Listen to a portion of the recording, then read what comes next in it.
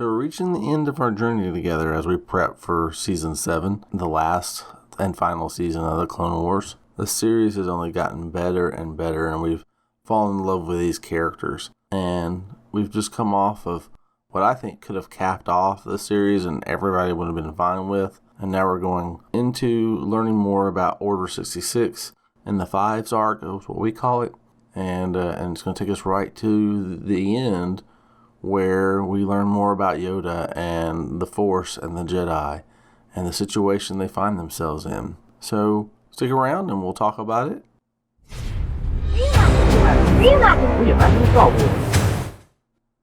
Alright, without further ado, let's get to it. Season 6. Those are available as well. Yep. And I got some notes for the ones we just did, and I'll put those as well. Very good. Very good. All right, so we have 13 episodes in Season 6, and it begins with what I call the Fives arc. And so we go into that, and it's fast and furious, and we're not going to go arc episode by episode in this. We just really want to kind of talk arcs. And so this is a 4-part arc, and there's just a couple interesting parts. One is the Admiral Trench is in here. He's the big tarantula-looking dude. Right. We saw him in I think it was season 3, but technically the very first episode of, if you're watching in chronological order. Correct. Admiral Trench is in there, and he was presumed dead. And I've already seen in the episode or season 7 previews, Admiral Trench shows up again. So Admiral Trench is in this arc. It looks like he's going to be part of season 7 as well. Yep, and he's all cyborged. Even his hair is turned into. I always thought those little things that hung down were like hair pieces, like a beard. But it turns out, I guess they're real things, because now the little things that are hanging down are it's a robot version. It's a mechanical version of it. I was like, oh, I thought that was hair. the other key part of this 4-part arc is that it gives us a little backstory into Order 66 and what makes the clone troopers trigger to that command. We see that in the movies. They give Order 66, and the clone troopers immediately turn and start killing the Jedi that they've been working with, fighting with. So this 4-part episode really digs into where does that come from? How did it get there, and how does it work? And how is it implemented? Yeah, it starts by one that triggered incorrectly. Right, so Tup kills the Jedi, one of the Jedi twin sisters. Is it Tipli and Tiplar? So I think he kills Tiplar. Yeah. And that's Tup, and that's a friend of Fives. And so they've been together for a while, and we see them in a couple of Tups in a couple of arcs with Rex and Fives and them. So he was on the arc with Krell. Right. And he was a key character in the Krell arc. Mm-hmm. He and Fives, that's really when they joined together and became kind of close, fighting together, and it carries on here as well.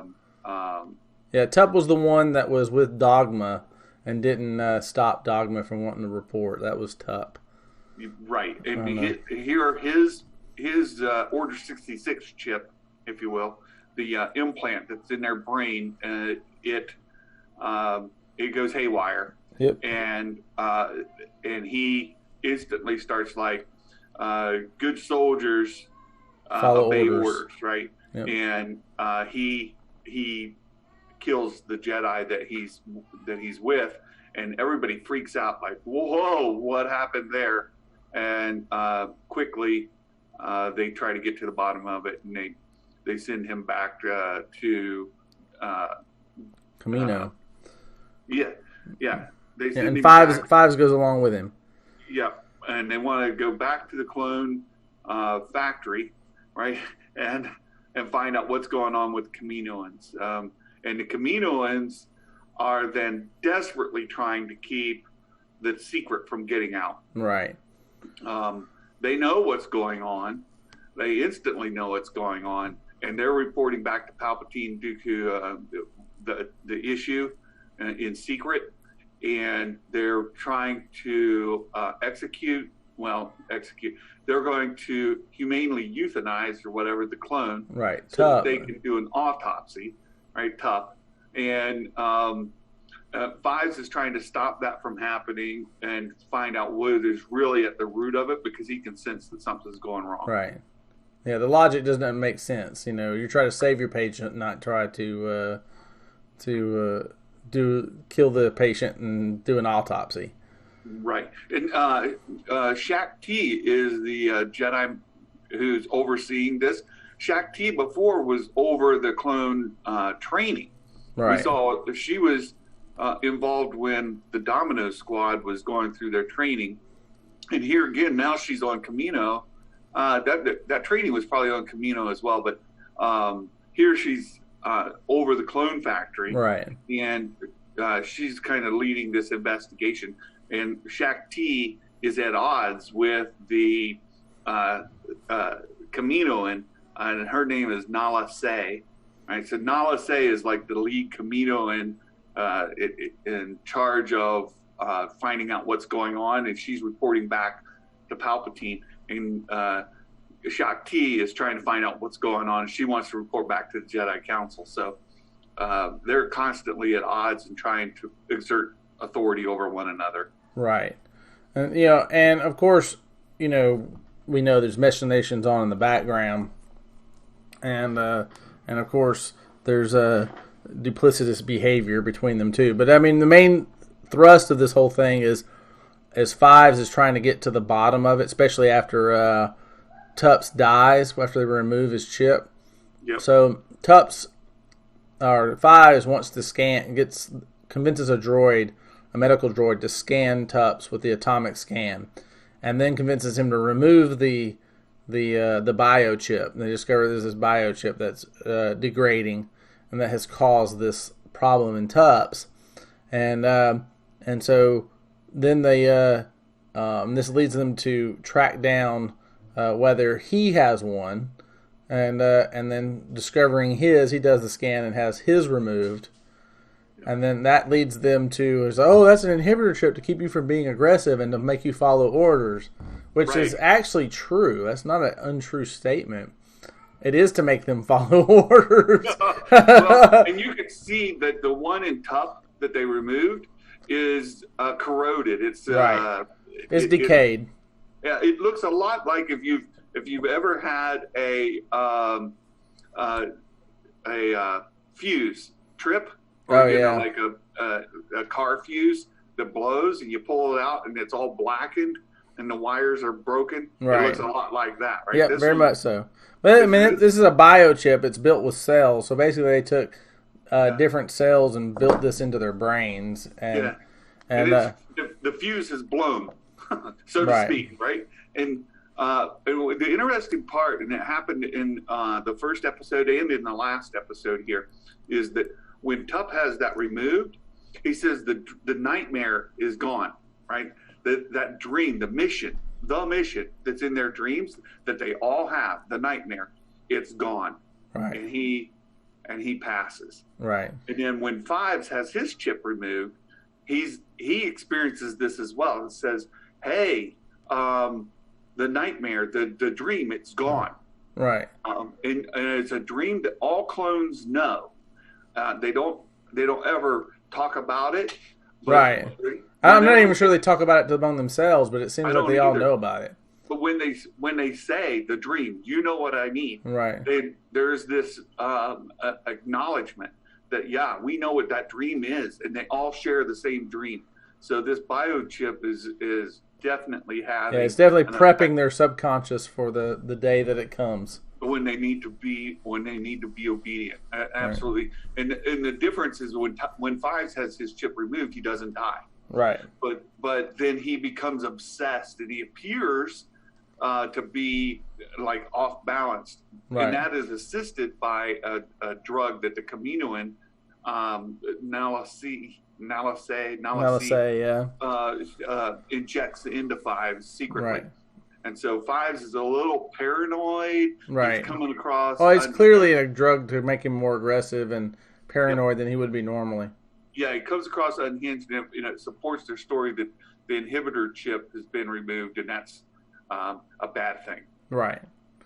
And so we get through this and this episode, which is basically just you follow Fives as he's trying to discover. We discover that the inhibitor chip is placed at what they said in phase 3, which I'm assuming is of their embryonic stage, which is I'm assuming that would be effectively the third trimester, and so that's it's in place, and then it grows up, and they have this chip in them, and so they all have it. They discover that everybody has this chip, and he's like, "Oh my, this is conspiracy from the inside," and then he sees them trying to hide stuff, and he not give the chip to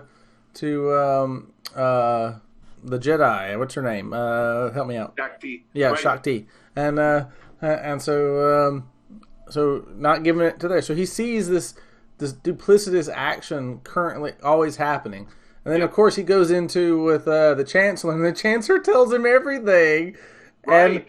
And he goes, and when he starts to react, he attacked me. It's a fugitive moment, again. Right. And so now he's on the run again, right? All the evidence is stacking up against him when he's not guilty. And so he's he heads off, and we have to assume the medical droid had his memory wiped. Right, yeah. And Anakin, just like with, as you mentioned, like the fugitive moment again, Anakin's the guy who is trying to bring Fives in. Right. Right, because Fives will trust him. Same as with Ahsoka. So Anakin is trying to bring Fives in. He wants to make sure he's okay. He's got Rex with him. Anakin and Rex want to bring Fives in alive so that they can find out what's going on. And Fives is having none of it, right? Yep. He doesn't think that they're going to listen to him, right? And it's this paranoia. Yeah, it's just that's the drug talking, I think, in this case. Yep, he's off balance, and he's kind of talking crazy, so people aren't believing him, and Fives tells Anakin and Rex like the Chancellor's behind all of it, right? And they think that he's just crazy. Yep. They haven't put it together yet. It's not coming together. And it's so interesting that this information is coming out like this. And I can't help but think that Anakin would have put this in some sort of report that Fives reported that the Chancellor was behind it, and it's a conspiracy much bigger than you think. Yeah, and Rex as well, right? Yep. They would have had reporting responsibilities. Yep. I would think so. In an after-action report, yeah, sure. I mean, you're going to have that. And so that was really interesting. I mean, this is, at the end of this is where, when Fives is laying on the ground shot, and he's taking his last breath, that we hear Anakin, or him say, the dream is gone. Right. There's the chip. Get rid of the chip. The dream is gone. Right. And so that takes us all the way back to what Fives is talking about, And so episode 1 to episode 4, so the arc is complete. Yeah, and Palpatine then covers, at the very end, Palpatine covers by saying that there was a parasite at Ringo Vinda, all right, which was a planet that's surrounded with a ring base. Oh, yeah. It's got a ring base that goes all the way around like Saturn or something, but it's a base. It's a man-made arc. It's a space station that rings the whole planet. Rings the planet, yeah.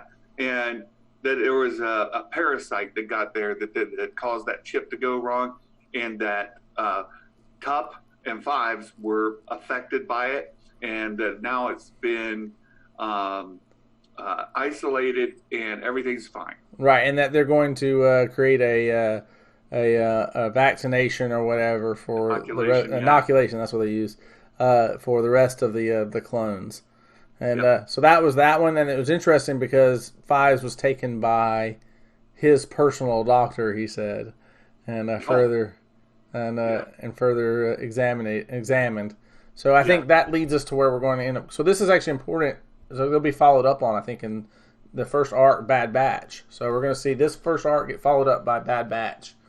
And we know for sure that it ties into Order 66 and Right. gives the background to that. And to your point, Bad Batch and the Domino Squad. We've had Domino Squad from very early on, Right. and we followed through. And this is Fives. He's the last surviving member of the Domino Squad that we've had through the Clone Wars, and he dies this way. Yep.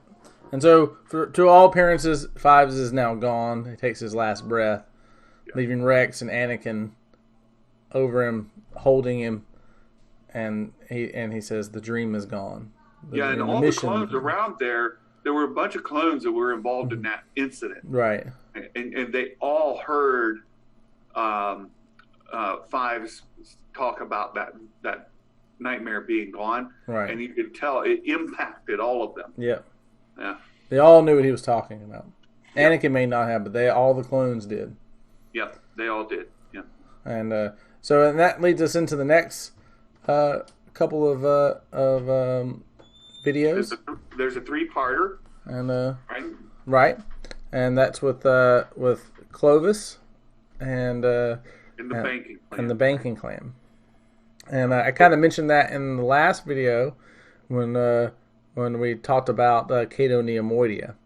And so you want to intro us on that there, Sam? Sure. So the point of this arc, the 3-point arc, is that the banking clan is shuffling money under shells to appear to be solvent, but in reality, they're practically out of funds, and it's all a shell game.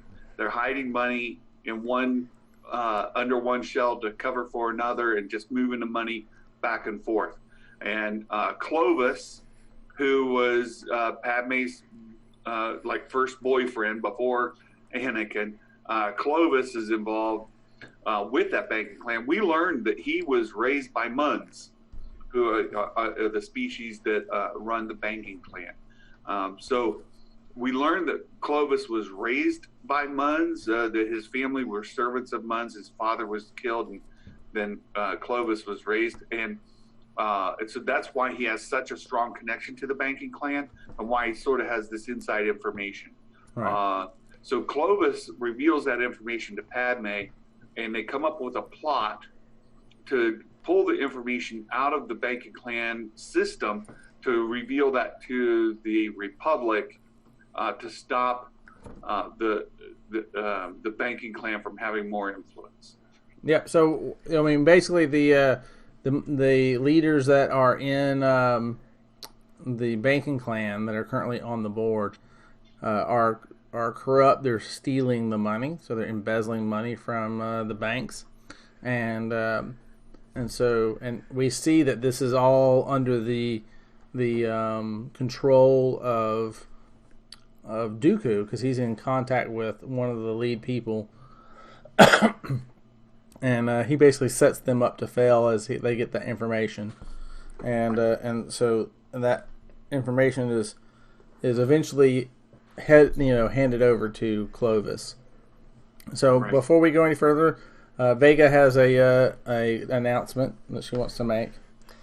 Okay, so have you ever noticed when you spell out bed, it looks like a bed? So it's technically a word bed.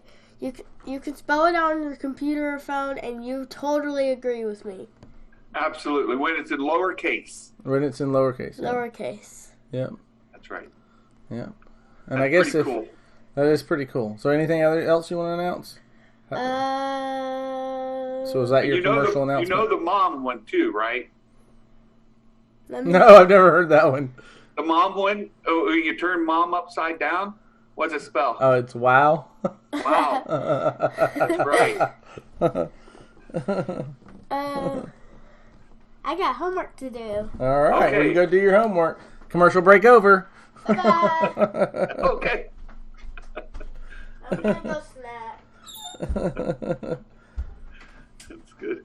Yeah, so the banking clan and Palpatine is in contact with Dooku because he realizes that the information that Clovis has uncovered is a risk to his plans, his operation, the whole thing. it could be exposed through this information. So Palpatine is running back channels to circumvent Clovis without being right out in front, stopping it. Right. Right.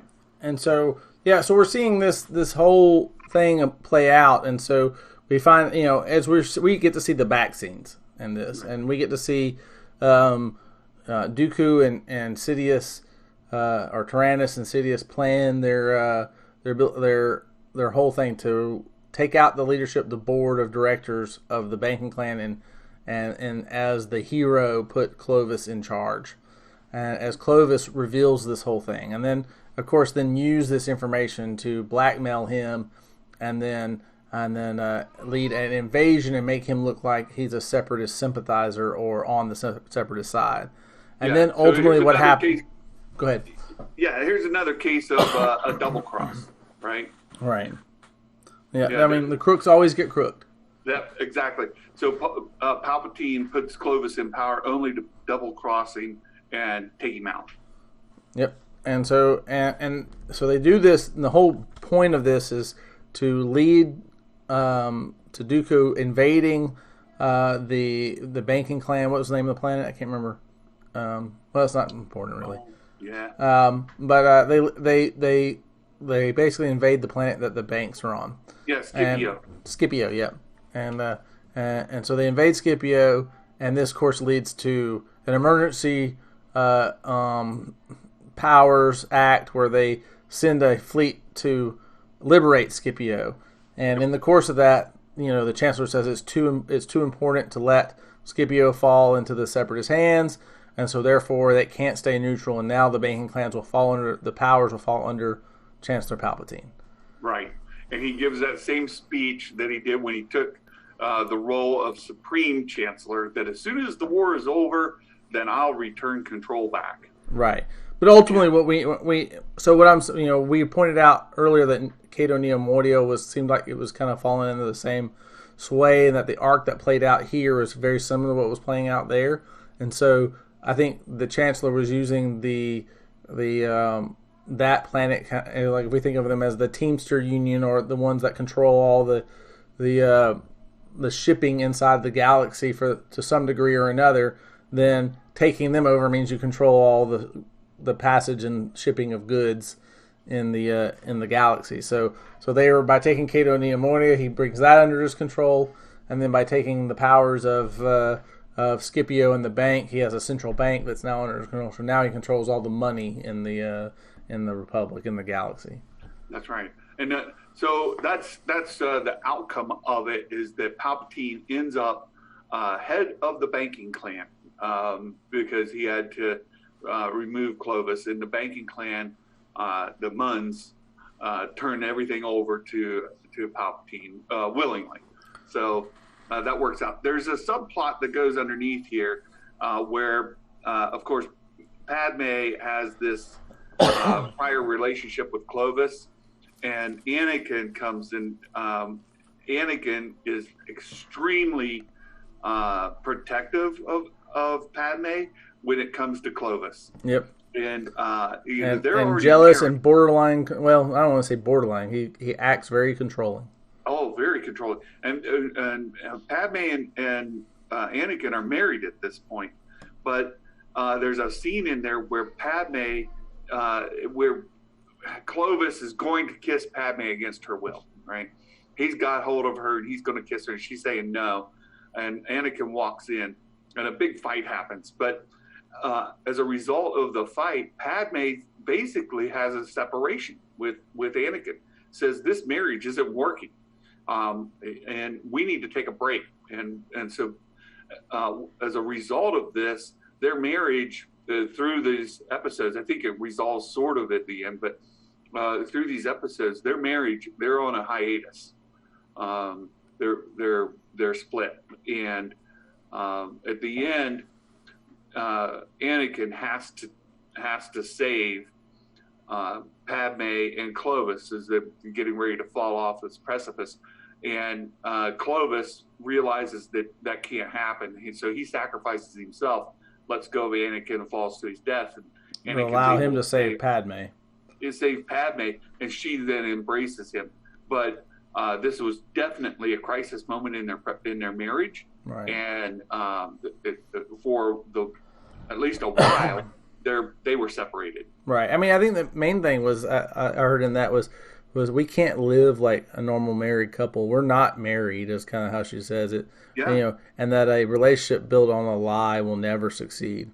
That's exactly right, and that's why I said like their marriage was suspended, right? Like they were separated for all factual purposes. If you think about a marriage where the husband and wife are separated, that's what's happened. Yep.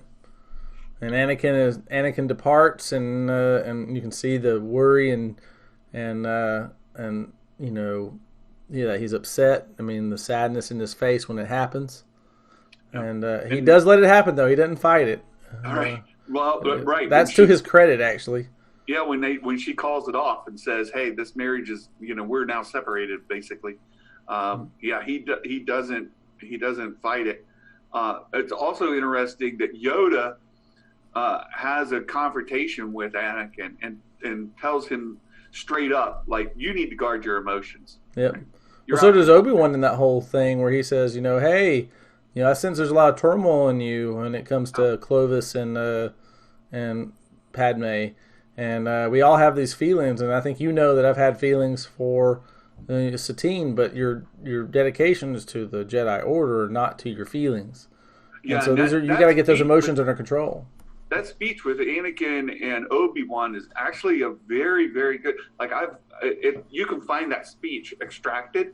Absolutely, I've used it in my own videos before. Absolutely, it's a very, very good speech. So I know we're doing this whole season very quickly, but that speech has been pulled out for a reason. You can find it on YouTube and search it out, and there's a lot of key principles in that discussion. Absolutely, and I'll drop a link into here. But I think this goes to the reason why they don't allow marriage. Like they are trying to help them, maintain their focus and dedication.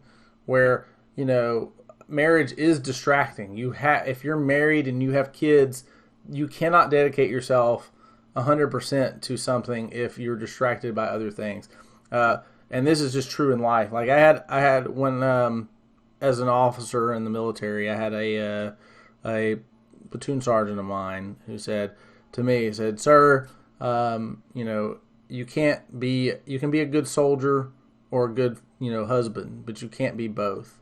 And it says because when you're a good soldier, then you're not spending time at home. You're spending time with the troops, and you're spending time here, and this is your dedication. That's funny you say that. When I was at basic training in the Army, a drill sergeant said, "Soldier, if the Army wanted you to have a wife, we would have issued you one." Right. So it's the same right, but it's the same thing. And then he said, but if you're a good father and a good husband, then your time is dedicated there, and it's not to the Army. Right. And so he's right. I mean, and there's a period in your life where that's just how it is, and so so you have to accept less involvement if you're going to allow marriage and family to occur. And because they have distractions, they have things they have to do, and so that's understandable. And from that perspective, you can almost see why they also don't allow marriage from that reason. I know we were talking about that earlier, but I mean, and not to belabor the subject, but there's a lot of reasons why you don't allow marriage and why you keep it. And I'm not saying it's the best way. I'm just saying that there's reasons. Right. Yeah. So. Again, we want to keep this whole season in just the one video. So, anything else on that arc before we move on? No, I think that's it. I mean, we've gotten the most important parts. I mean, I think we have where Padme is at the end, and Anakin's proven right to some degree that he can't be trusted, and while I don't think he ever intended it to turn the way it did, Clovis made bad decisions, and he was never trustworthy. Right.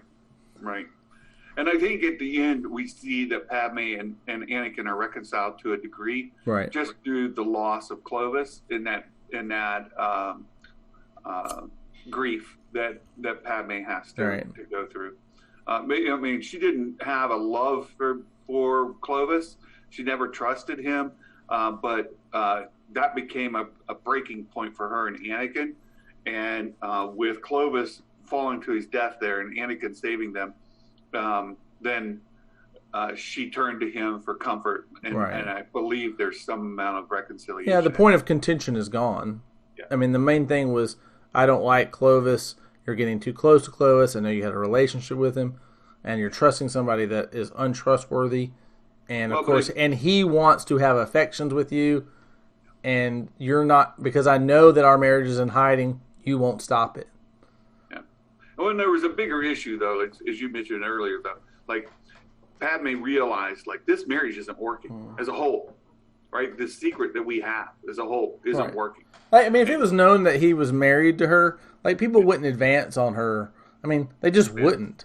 I mean, whether they know if she was married to anybody else, they probably wouldn't advance on her. But if they knew she was married to Anakin, the former Jedi, who was like the most, badass guy out there in the galaxy, people are like, yeah, I ain't messing with his wife. Oh, right. So, that's that story. We move next into a 2-part episode, which it involves Jar Jar being. I kind of call this the Temple of Doom story. That's exactly what I thought. It's Indiana Jones and the Temple of Doom in the first episode. In the second episode, kind of strays from that and pulls in Mother Talzin. So it could be the Mother Talzin conclusion story.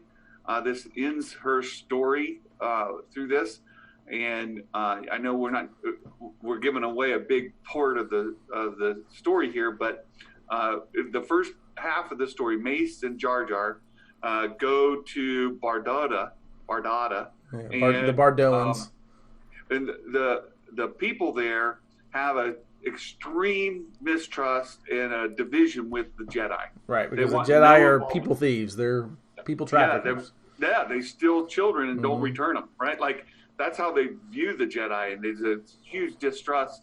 And there was a schism between their people years ago. And the Bardodans, they are very force sensitive as a whole. And Jar Jar is called there by the Queen, and she gets upset because Mace Windu comes along. And Jar Jar says, well, Mace Windu, he's my servant. Yeah. And Mace does not take that well. No, not at all. Right? Mace is like, what? And there's some, racial subdivision, subtext there. You could feel that tension. Like, what? He's my paleo servant. What? Yeah. Mace Windu is not buying that at all. Not at all. But he has to go along with it to some degree, and that causes some issues. But ultimately, the Queen gets taken, and Jar Jar gets taken by this cult of people that's very much like Indiana Jones and the Temple of Doom. They're underground. There's the cave. The lava and everything. Everything's the same. So there's a fight that goes on. Mace Windu is Indiana Jones, right? Like he frees everybody from this cage, but you find out through this that they have been pulling the living force out of these force users. That's right. Out of people in general. They're storing it in a sphere. ball. Yeah. Yeah, this sphere is where they're storing it, and they're putting more and more power into that sphere. Right. And at the end of the episode, they flee, taking the sphere, and they've got the Queen in tow. Right. Jar Jar and Mace are held back, and I found it interesting that at the very end of the episode, they jump into light speed and into hyperspace and leave. In the next episode, Jar Jar and Mace depart, and they go there. Like, there's some, like, how did they know where they went? Right. Well, he said right off the bat, he said that we don't know where they're going. He says, well, if there's that much life force or living force stored up, I'll be able to feel it. Right. And before he goes to. So here you just did not get confused. They're not using any kind of hyperspace tracking. That's not happening. Right. Mace actually feels that force energy. Right. And he goes to the source of that. That's what leads it there. One of the things I thought was really interesting in this, and it sets up the idea that people who use the force are like force batteries in a way. And it's something that I find very interesting because I think it actually goes against some of other Star Wars canon, and this is that going back to continuity is for wimps. And you just get to tell a good story. It doesn't matter the details.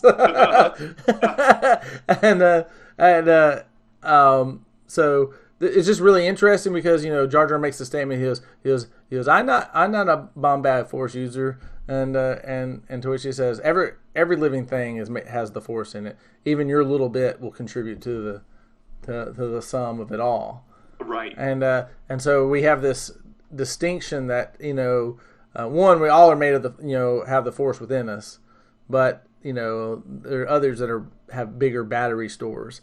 Right. And I thought that was really interesting because I don't think that's not how it works. And I think in the recent comics that we've seen, it was Luke described it as opening a door and letting it flow, and so I've kind of always thought that was the way it is, that it just flows through you, and not that you are some well of the Force.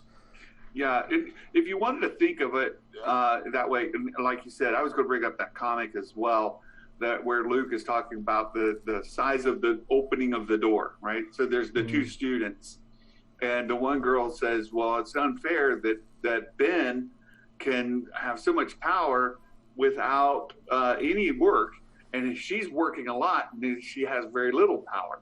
And Luke uses that analogy of a door. Some people, the door is just wide open. Your door is not very, it's just open a crack. Right. And we need to, once that opens up, you'll have the same kind of conduit. Right. And if you think about different types of metals that conduct electricity, some are better conductors than others, right? But it doesn't mean that to your point, doesn't mean that it's a store of energy. It's a conduit which the energy flows. Right. Right. So if I've got copper or I've got something else, right, versus aluminum, or gold versus steel or something. I mean, that's right. I may be a better. So if we think of Force users as conduits for the Force to flow through, which I think is a valid interpretation of a Force sensitive, that some people simply are better conduits than others, and that's where you see like Chirrut, right? Chirrut, whatever, in Rogue One. He is a Force sensitive to some degree, but he's a very poor conduit. And you see somebody like Ben Solo, who is a very strong conduit. Yeah. And then the deal with the midichlorians, they're attracted to the conduit, not a store of energy. So right. I think that there is a little broken lore here when you talk about somebody being a battery. Yeah, I mean, I think it kind of goes against that idea. I mean, I guess I could kind of put it in the same terms that say maybe that it is able to draw more force through because the doors open wider until the door fully closes because the person's life is gone. Mm-hmm. Maybe that's how it is, but they consider it like a battery. And so if you're a little crack is all it's open, just enough to keep you alive, then there's only a small amount that you can draw. But if a large amount is flowing through you, you can draw on that until the door until that gate closes, and because the person's dead. I mean, that's how you would reconcile it, but that's not how it's presented. Right, or that there are different kind of battery technologies. Some store energy better than others. Right, it's capacitor, I guess. Right. So anyway, that's in there. I mean, I think that's the most significant part of this, and that Mother Talzin comes back. Mother Talzin makes a statement I thought was very interesting. She states, "I was never Force sensitive. I can only use the Force through my dark magics. Right. Which is fascinating because I think a lot of people thought that the Night Sisters were Force users. Like their magic was dark Force. Right. But, her statement would seem to contradict that. Right. To say that their magic was something different. Right. I mean, I think that she uses the Force, but she uses it through her dark magic. Right. And that she herself is not the conduit for the Force. Like they use alchemy or other things that the Force flows through as the conduit. Right. And I think that first episode was an excuse to tell the Temple of Doom story. And then the second episode, we bring in Mother Talzin. The thought is there's this a place that has a magnifying. Right. Well, I still think it was Indiana Jones. I think it plays into that's more Raiders of the Lost Ark because if you think about the Queenie being dragged everywhere, that's Indiana Jones trying to find Marion through the market in Cairo, right? Right. Yes. Very much so. Very, very much so. And at the end, we get Mace Windu and Talzin fighting. Jar Jar frees the Queen, and ultimately Talzin comes to her end. Right, and the ball, the sphere full of life force, drops and blows up like what we've seen the crystals from the big kyber crystals blow up like. I mean, It's very much like that. So I think there's a reason why they did. If you notice, all that energy is green, just like the kyber crystal's green. Right. And when that crystal, when that orb crashes to the ground and dissipates, Talzin ends up dissipating with and it. Off she goes. Yep. So there absolutely. Was definitely her essence had been preserved in some way over time through this procedure. Right. You get the impression this was just a rejuvenation of it, that this had happened in cycles. Well, I think one of the things that was very interesting is he said that Mace Windu said, your dark magic is nothing but an illusion. And as that broke away and that went away, she went away like an illusion. Right. So this ends, I think everybody is gone from the Night Sisters except Asajj Ventress, right? Yep. Asajj is the only one left at this point. Right. Well, her and Maul, they're sort of different creatures. Configurations of that. Yeah. I mean, he's a Night Brother. They're the only ones left. Right. And then I guess now in canon, technically, there's still one more because of the fallen Jedi, fallen order, Jedi Fallen Order. Oh, okay. I'm out of the loop on that one. So. And but for the most part, they're all gone. Yeah, and that's this two-parter. At the end, as a result of Mace helping save the Queen's life, the Queen does say that perhaps the Bardotans and the Jedi could start a new era of working together.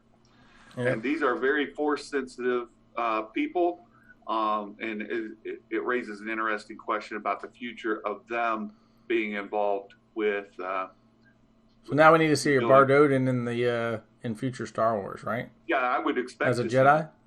Yeah, I would expect. I would think so, right?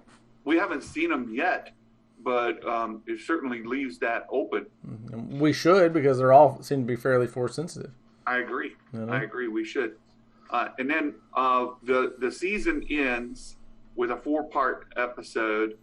And I'll let you. Yeah, it begins with what is it? The Lost Ones is the beginning of that one. Yep. And so we enter into that one with a signal being retrieved, a Jedi signal being retrieved from a moon of Obadiah, the Pike Moon, and so they investigate this is through a sandstorm, and they discover the lightsaber of Sifo Dyas, the one who commissioned the making of the clones. And then this leads them into the investigation to find out what happened to Sifo Dyas, and we find out that that he was supposedly killed. Was it Felucia that he was supposedly killed on? Was it? Yeah. Right, and he was supposedly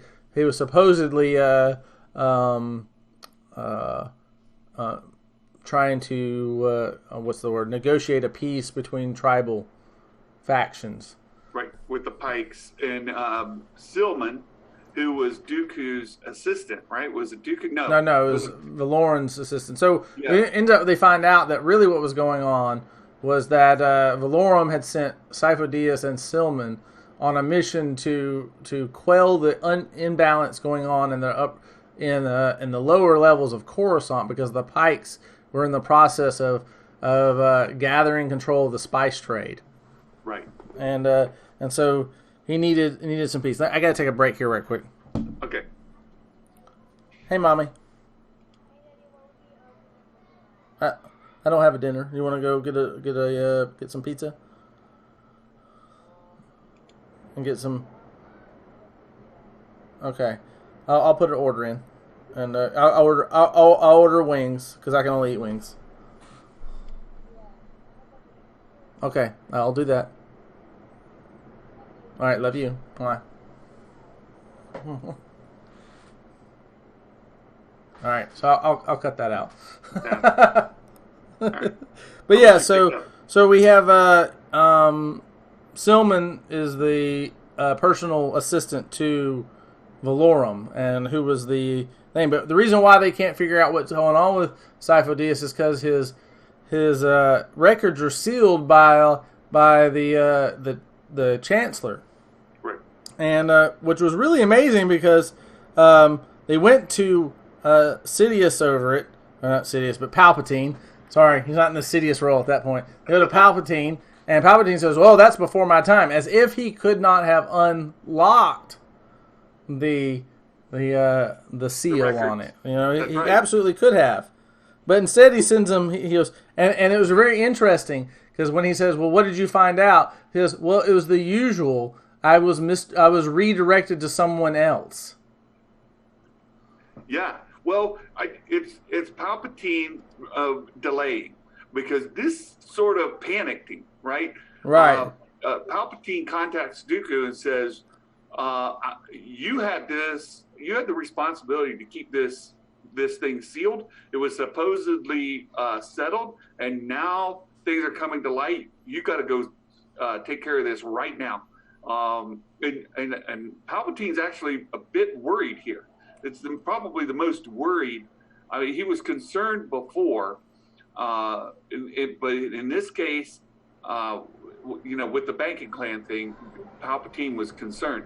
But when we get here, and this whole plot behind the what happened with what's his name? With Sifo Dyas? Sifo Dyas. Now the whole thing come unglued.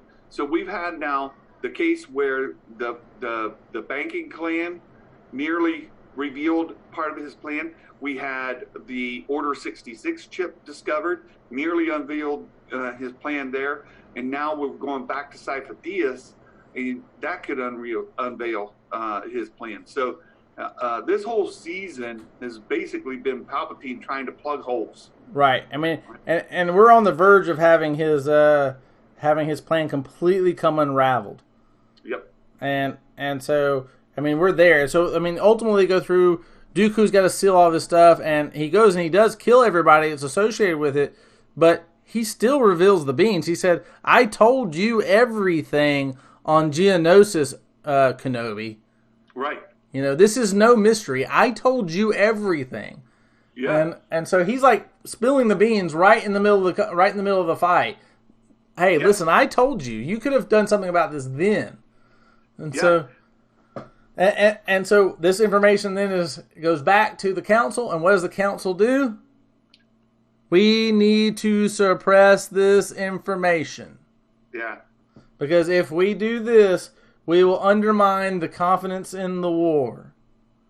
We need to end this quickly and get out of it. So they know they need to get out of the war. The best way to get out of the war is to go, yeah, the Jedi aren't fighting this anymore. Palpatine, you're on your own. Right. Which is what they should have done. They should have just withdrawn. Said, we see where we went wrong, and we're out. Yeah, but they should have absolutely revealed, hey, we were manipulated into this war by Count Dooku himself. He's been playing both sides. The army came from Count Dooku, not us. We have been deceived. We've just discovered the truth, and we're done. Right. So, but Yoda says at the end, it said they must win the war quickly to stop the enemy's plans. Right. Well, the enemy is the Chancellor. Like, that's right. Well, the enemy has obviously orchestrated the war, so getting out of the war and not fighting it is the way you win. Right. But Yoda says, no, we got to hide this so that we can quickly end the war, and that'll stop the enemy's plans. And he knows that the Dark Lord of the Sith is manipulating everything.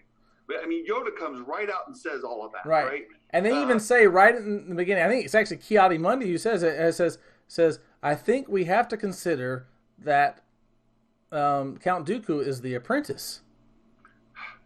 Yeah. Yeah. We don't know. Yeah, we do. We do. Yeah. And everything comes out. Everything comes out. You're right. They know exactly who Dooku is at this point. They know that the whole deal with Sifo-Dyas. They know the whole deal with the clone. They know everything. Yep. They just don't know for sure that Palpatine is Sidious. Yep. That's the only puzzle piece missing. But that's it. Yep. But they do have that piece because what were they told? He goes, but and they even say it in this whole thing. One, Dooku says, I told you this on Geonosis. Everything that I told you is true. Right. So he reinforces it. So Obi-Wan knows the truth. All right. So and then he comes back. So he says the Sith Lord is in the Senate. All right. Told him that then. All right. Yep. And then what do they say when the council says, we really can't trust anybody, not even those among us. Right. Right. And then Yoda here says the Dark Lord of the Sith is manipulating everything. Yep. All the pieces are lined up. Every single one of them. Yep. Yeah. You're right. You're right. It's more proof that Palpatine had completely obscured their judgment. Yep. They were completely, just out of the loop on this one. They could not figure it out. Their brains are not working right.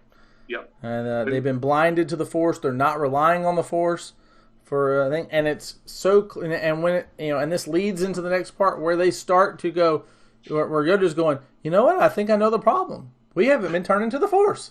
Right. Right. so we end the season with a 3-part of Yoda. He hears Qui-Gon's voice. And he thinks this could be an implant. This could be like a false positive, right? Like he's never heard somebody who went beyond come back with their identity in any way, shape, or form, right? Right. So even the voice of Qui-Gon he is thinking that there's something wrong, that perhaps he himself, Yoda, is being manipulated and deceived. And so he goes through a series of tests, right? One interesting line out of here, which kind of helps to reconcile the original trilogy. We're talking episode 11, Voices.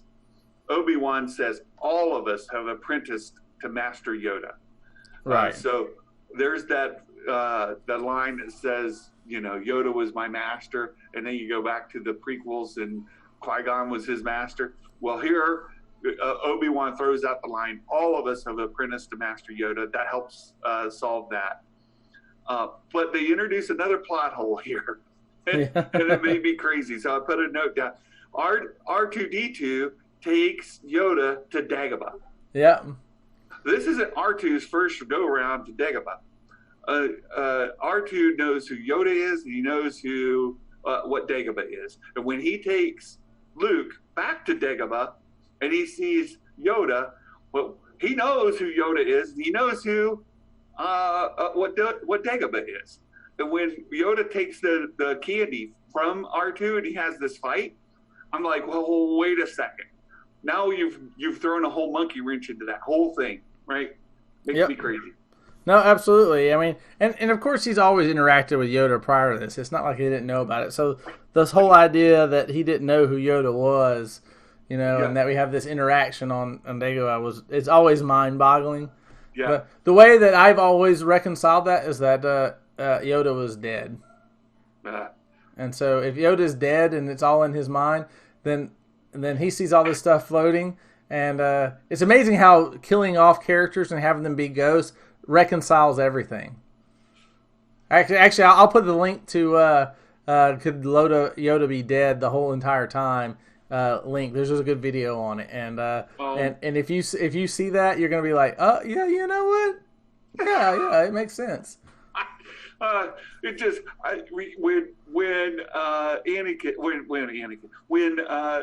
when Luke gets in the X-wing and tells R2, no, we're going to Dagobah. We're going to the Dagobah system. We need to meet with Yoda. Well, okay. Yeah, I mean, R2 should have been like, oh yeah, Yoda. Yeah, I've been there with him before. Yeah, I've been there. I know who. I can get you there. I know what's going on.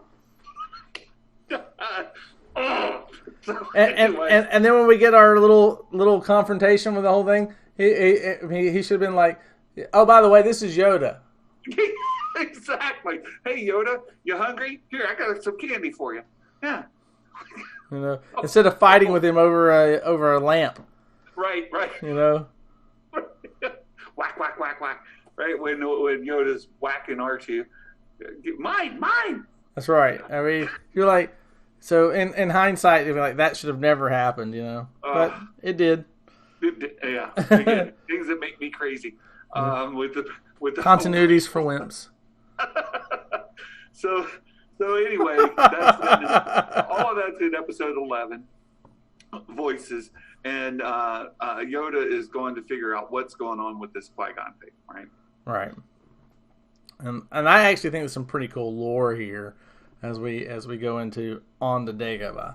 And, it is. Yeah, it's really good. Some of the things that are in there with Yoda going into the dark side cave in that tree, all of that, right? It's all good. Yep. I mean, we get introduced to the Force priestesses, which are pretty interesting.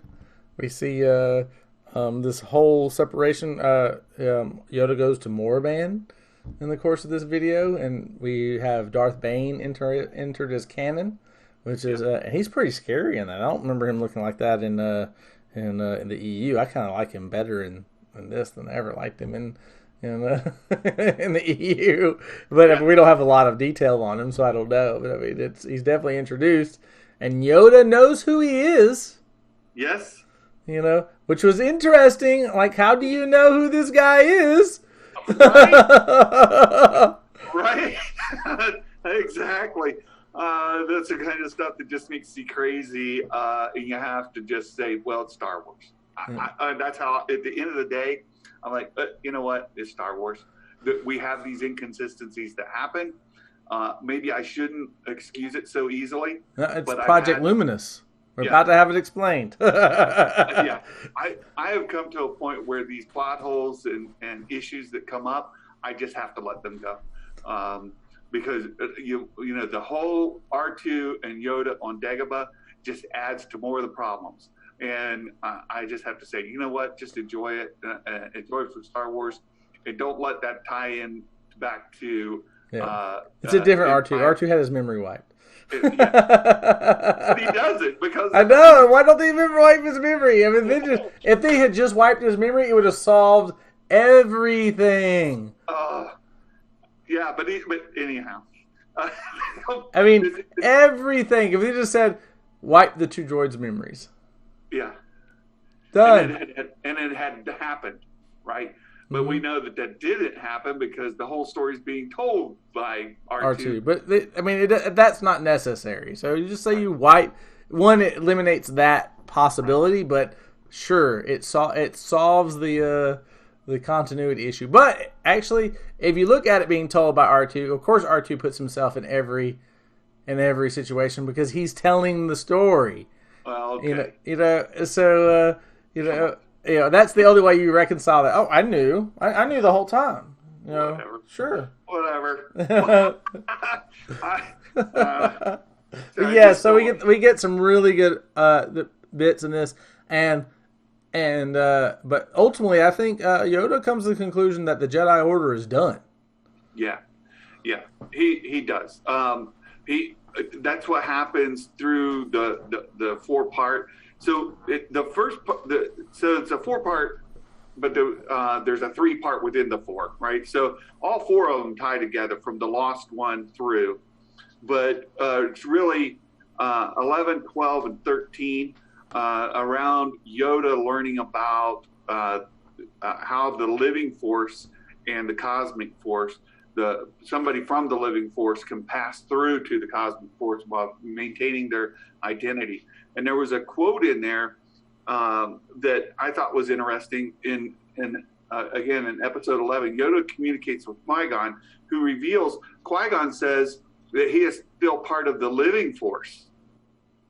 No, absolutely, yeah. So like when he's when he's meditating and you had all the candles blow out and all that. Yeah, it's a really cool scene. And and he goes, he lifts Yoda. Right. Yoda lifts up and he goes, because I am now part of the living force. Right. And so a lot of people go back to The Last Jedi and be like, well, they changed the rules there because Yoda whacks Luke on the head and he affects the lightning and all of that. Mm-hmm. Wait a minute.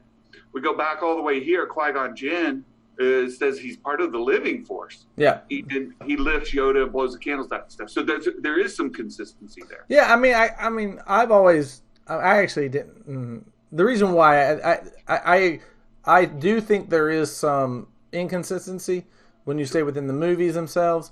But that said, the way I reconciled, I mean, and you have to do some reconciling in your mind whenever you watch some things because they don't always flow. They're not always the same consistency of the storytelling. And the way I reconciled the Yoda being able to call lightning down and whack him on the head was that it's on Octo, the first Jedi temple, and so I'm like, Yoda interacted with the others through visions. Why can't he interact with Luke on the first temple? I mean, to me, see, like the way I always think. Here's how I always think of ghosts. I don't actually think of ghosts like other people think of ghosts. You know, I think of ghosts in the sense of this, that it is, the ghosts really are the embedded portions of your memory. Like, so they imprint upon you. And so the reason why they're in the living force is because they're in you. So Luke had to have been with or associated with, either through feeling or through, the situation. You know, and in the case of Luke, he was right with Ben when he died. So, of course, what happens? Ben imprints himself upon Luke. He's able to appear to Luke. All right?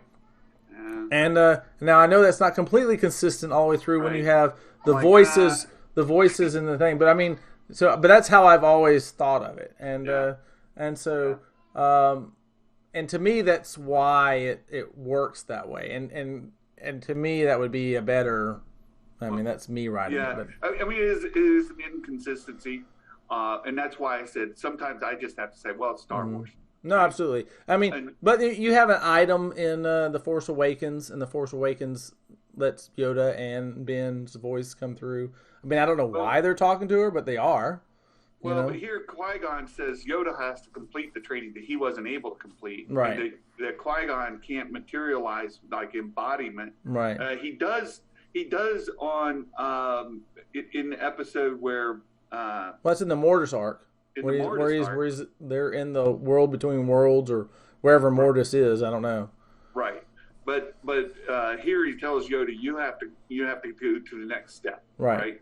And so that's what this 3-part is. So Yoda's on Dagobah. Dagobah is very strong in the Force, and he starts his lesson there. He goes from Dagobah on to where did they go? Was that when he went to Morband, or was that before? Morband, yeah. They go to where the intent flight is, right? Right. And Yoda. Oh, I don't know where that is. That's like the world between worlds. I don't know.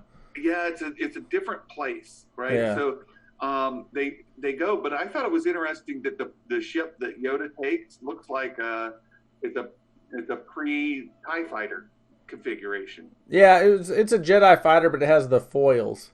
Right, it has the TIE fighter kind of foils on Yeah. it, which was just a different shape. I thought, Right. oh, that's different. But it's a Jedi, and they use a ring, right? They Right. use one of the Yeah, I mean Jedi. that's the hyperspace ring.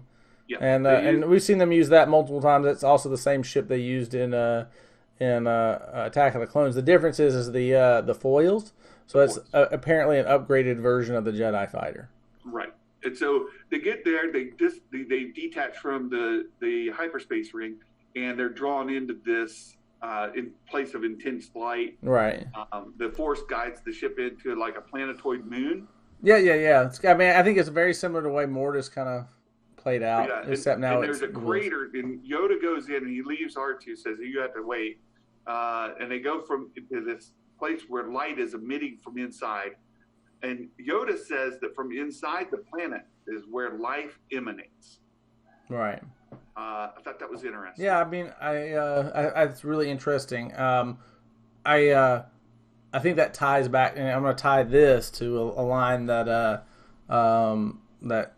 Chir Inway says. He said, "The hearts of the brightest stars are made of kyber." Mm. And so I think the idea is that you have this energy of life. And a star is life giving to its planet, and so that's the heart of that star, that sun that gives life. And so in this place where there is no sun, this is the light of life that is emanating out, and I think that's what they're referring to. Yeah, and that's where they meet the priestesses. They have these different masks, like happiness, sadness, anger. Right? Yeah. They embody different emotions. Right, so they're like Greek masks.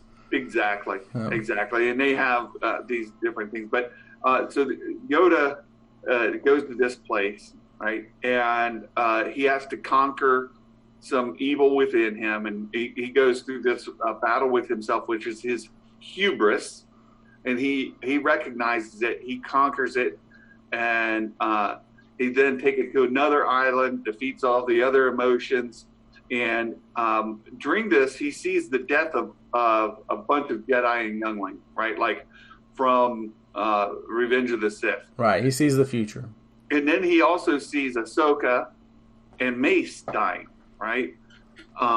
Mace, after he was electrocuted, and then he sees Ahsoka lying there, and she's dying, and Ahsoka talks to Yoda, and he then becomes super depressed. And he says, failed everybody, and this surviving Padawan, and I didn't pick up her name, but she's familiar. I've seen her. Yeah, I don't remember either. But she takes him to this place that's like perfect, right? The Jedi temple's there.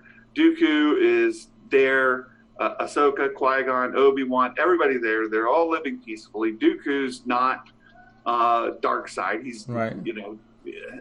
Jedi, like everybody's living peacefully, and then Yoda that throws him too far off, and he says, "This isn't real." Everything turns dark, fades away, and he realizes it's all an illusion, right? Right. And then he's told by the priestesses that the remainder of his life will be spent learning. He'll spend the rest of his life learning, and then he has to travel to Morban. Right. Morban, I'll let you pick up the Morban story, because that's where he does meet with Bane. Right. So in Morban, he goes to Morban to face the origin of the Sith and the dark side, and not so the dark side, but the Sith itself, and so he's trying to root out what is the source of what's going on with the Sith. And when he gets there, he goes into the tomb of Bane, and there when he goes in there to face this darkness that is the Sith, that's when we both Sidious and Dooku are aware of him being there, and they're doing some Sith alchemy, and so that creates this illusion of Bane. So Bane comes up and tries to intimidate Yoda, and Yoda says, "You're nothing but an illusion," and just wipes him away. And when that happens, he ignores him, and effectively the spell backlashes onto Sidious and Dooku. And for a moment in his faith, we see that when Yoda believes, he is strong. And I think that's the ultimate message in this, that you can take your faith into the darkness and be triumphant. And then of course, this leads into his eventual defeat in Revenge of the Sith, and we've talked about that and what should have happened. And but this sets up what he's prepared for, that even though he will be defeated, even though he will go into darkness, his faith will, if he believes, if he maintains his faith and focuses on it, he will ultimately wipe away that his faith will wipe away the darkness. That's how I perceive that whole interaction there. So yeah, Yoda goes through a series of mental battles, right? So there's the one with Bane, and then he has another with Sifo-Dyas. He has another. Oh yeah, I forgot about that one. Yeah, he has another one with Sidious and Dooku, and they battle in these different environments. Right, but those are all the illusion of that spell, because he keeps knocking them away through his faith. Yeah, and each one of those backlashes onto them, and they have to try harder with their lightning into the bowl. Yeah, and Yoda then he's at one point he's presented with an option of either continuing to fight Sidious and like having a final victory over Sidious, like he could do that right now, or he has to save Anakin. Of course, this is still an illusion, right? It's not really happening. But he decides to save Anakin, like you said, ultimately that whole thing is broken up. Right. Yoda pulls off the hood of Sidious, sort of at the end, and the whole thing's empty. It's a complete vision, and Yoda wakes up, and one of the priestesses tells him that Qui-Gon will complete Yoda's training. And Yoda is then tells Yoda there is another Skywalker, and you hear Vader's mask breathing, right? Right. And that sort of ends this test on Morban. Yep. And, I can't. I mean, this is also a really good arc, and it's probably the best arc of season 6. Yeah. And it's really good because it sets us up for what is coming. Again, I think the best place to have ended it would have been at season 5.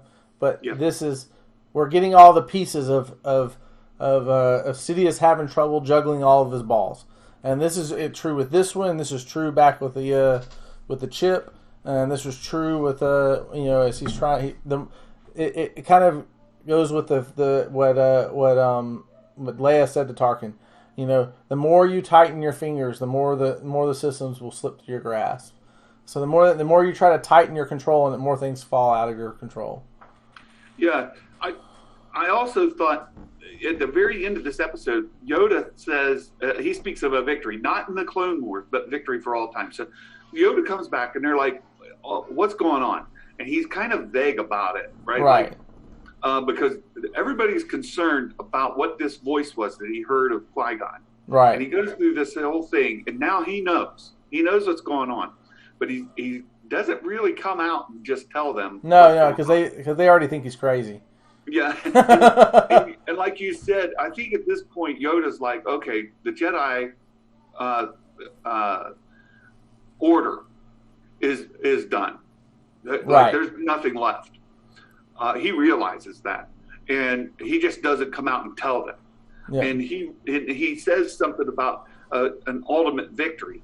Not in the Clone Wars, but victory for all time. So he's kind of, which is interesting because in the first part of this 4-part, right? So Yoda decides they must win the war quickly to put an end to the Dark Lord of the Sith, this whole plan. At the 4th part of it, at the end, he says, we may not have victory in the Clone Wars, but we'll shoot for a victory of all time. Right. So yeah, he definitely takes his he realizes through these visions and everything that it's not the destiny of the Jedi to win their situation. That this is that he's got to sacrifice what he has in order to achieve the true victory. Yeah, and it's kind of a bleak story, but interesting, right? No, it is interesting. I mean, it's sad that Yoda has looked at the future and said, It's funny because always in motion is the future, but yet he's willing to say, I've looked at the future, and the future that I see is one of sacrifice.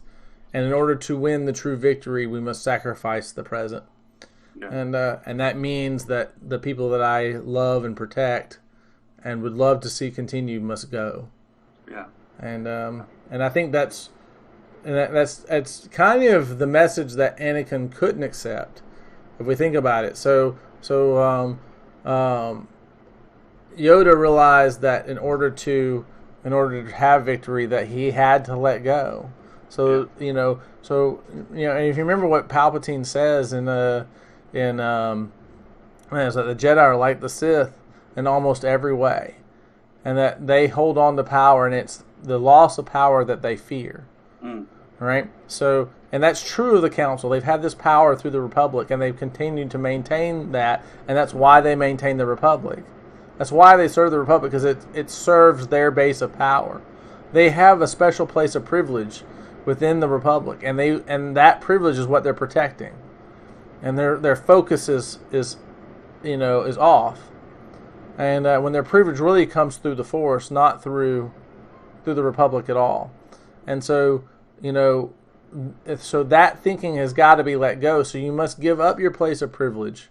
You must give up the things that you have, because who you serve is the Force, not the Republic. And it's that understanding that they need to grasp, and that they need to let go. And I'm not sure. I think Yoda kind of did, but I don't know if Obi-Wan ever did. Even though they do achieve that ability to manifest themselves and follow the Force. The living Force from the cosmic Force, right. Which is it's fascinating. I that line in there I hadn't caught the first time, and I was like, "Whoa, wait! You're part of the living Force? What?" Right. I think season 6 as a whole. We talked about this before off camera, but it builds on lore a lot. Right. Not necessarily tie in like season 5 did to where we're headed. I mean, some of it would definitely impact season 7, but we could have gone from 5. Like the whole thing could have ended at 5, right? Into season 5. But I think we're going to get some good pieces, because I think the end of 5 will pick up with Ahsoka in 7, right. And the beginning of 6 will pick up at the beginning of 7. Yeah, and then you've got the Mortis piece as well. So yeah, I mean the Yoda piece. Right, and Mandalore in there too, but I think Mandalore from 5 will go all the way there. So we have those two pieces, those 8 episodes that we just covered, will tie directly into the last half of season 7. Yep, and then the first part of season 6 will go straight into the first part of season 7. Right. So I think that what I call the 5's arc will go right into the Bad Batch arc of season 7. I think so too. So I think so too. I don't know what else is in there, so I don't know if anything else ties in there.